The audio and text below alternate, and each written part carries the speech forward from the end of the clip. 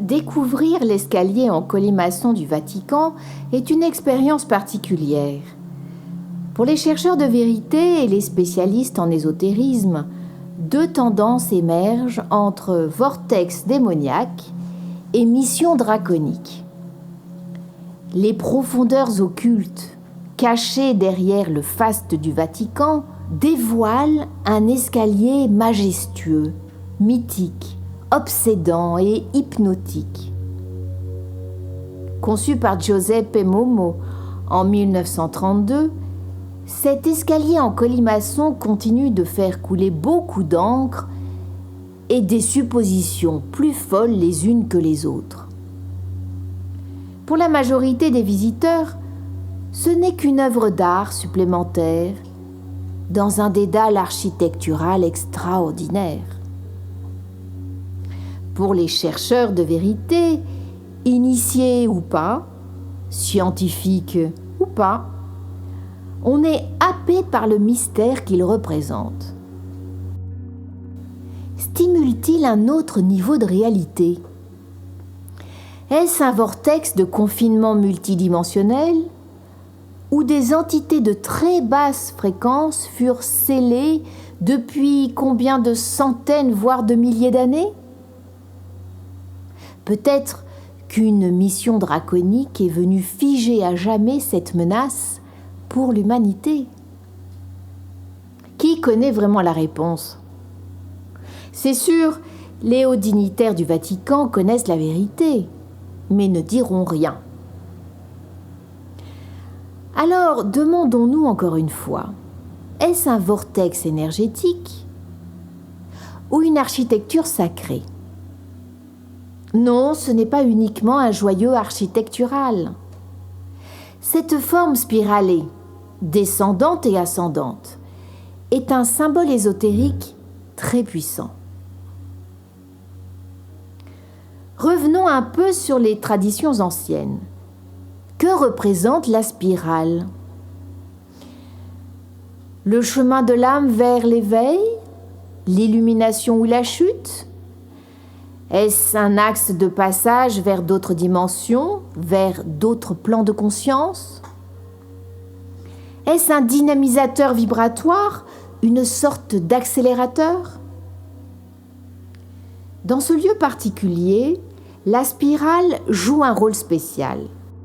Elle canalise et retient des entités non humaines liées au pacte du pouvoir de la domination et du contrôle spirituel total. Sont-ils des gardiens ou des prisonniers, ces démons emmurés ?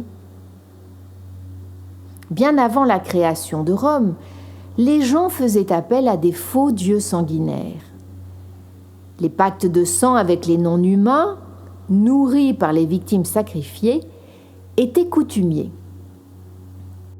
De tout temps, les entités démoniaques ont été invoquées, utilisées et cachées dans les couches subtiles de la matière.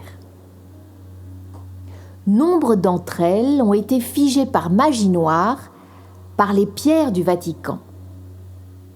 Il est facile d'imaginer que cet escalier particulier, conçu selon des géométries ésotériques précises, fut utilisé pour canaliser ses forces et pour les manipuler à des fins de domination politique et religieuse.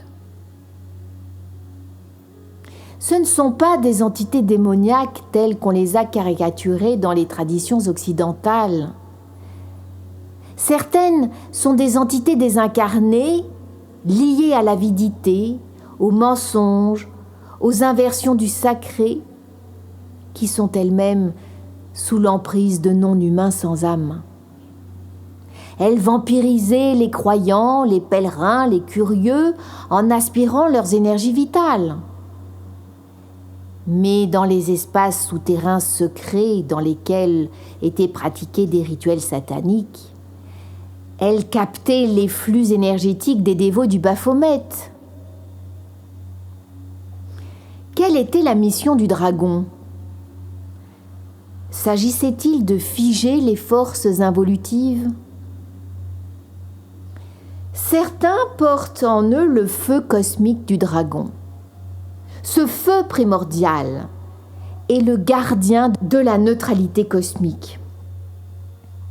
Les plans supérieurs de conscience donnent des missions particulières à des êtres de haut niveau vibratoire pour s'opposer aux renversements énergétiques provoqués par les non-humains et les humains dont la conscience a été gommée par leurs péchés. Seulement ceux qui sont nés avec les dons divins peuvent réussir ces missions. Traverser le vortex, descendre dans la spirale et figer définitivement ces entités est un acte alchimique. C'est un scellement énergétique opéré avec la reliance à la source des eaux vives du Créateur. Le souffle draconien a sûrement été utilisé pour figer les entités. Le nettoyage vibratoire des murs a été reprogrammé en conscience. Les anciens sceaux démoniaques ont été dissous. Un champ de cohérence inviolable les a remplacés. Impossibilité totale pour les entités figées dans l'éther de se brancher à nouveau sur les émotions humaines. Le vortex a été refermé. L'escalier vibre à présent dans une fréquence neutre. Sera-t-il réactivé par les peuples du Nouveau Monde ? Ce n'était pas seulement un acte symbolique de figer ces entités. C'était un levier énergétique pour l'effondrement de ce que certains nomment la matrice. Un des cœurs occultes du pouvoir a été neutralisé, libérant l'espace vibratoire de l'humanité. La boucle d'oppression subtile et permanente est coupée. Cette bascule de fréquence a permis de transformer un escalier vers l'enfer à une spirale d'évolution, un lieu de domination, un point d'ancrage du nouveau monde, un ancien pacte démoniaque à une nouvelle souveraineté pour l'humanité. Cet escalier en colimaçon reste le témoin silencieux de cette guerre secrète, vibratoire et invisible. Le dragon ne combat jamais pour dominer, mais pour restaurer l'équilibre cosmique. Il empêche l'ombre de nuire, il la renvoie à son inertie. Cette mission fait partie des actions de ceux qui luttent silencieusement pour libérer l'humanité. L'alliance humaine en fait partie à un autre niveau. Les anciennes consciences reviennent toujours au moment le plus juste. Ce sont les gardiens du feu sacré. Ce n'est qu'une partie, un début. L'humanité n'a pas été abandonnée.